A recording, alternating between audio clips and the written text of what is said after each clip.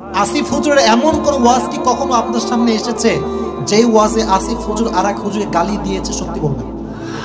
আমি শুনে আসছে আসছে আসছে আসছে আজীবনে আসবে না। Challenge, this is my open challenge. কেন আসবে না?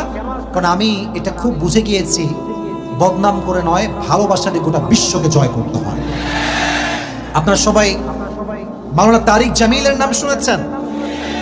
Top famous scholar from Pakistan, broad minded personality belong করে। উনি বারবার বলেন যে তুমি যখন ইব্রাহিমকে আগুনে ফেলা হয়েছিল, কবুতর সামান্য একটু পানি নিয়ে এসে বারবার আগুনে ফেলছিল।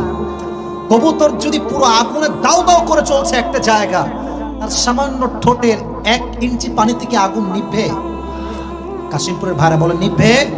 তাও কেন সে পানি দিচ্ছে জানেন? তারিক জামিল ব্যাখ্যা করছিল, কবুতর 1 ইঞ্চি পানি দিয়ে এটা প্রমাণ করেছে যে আল্লাহ, আমি জালেমদের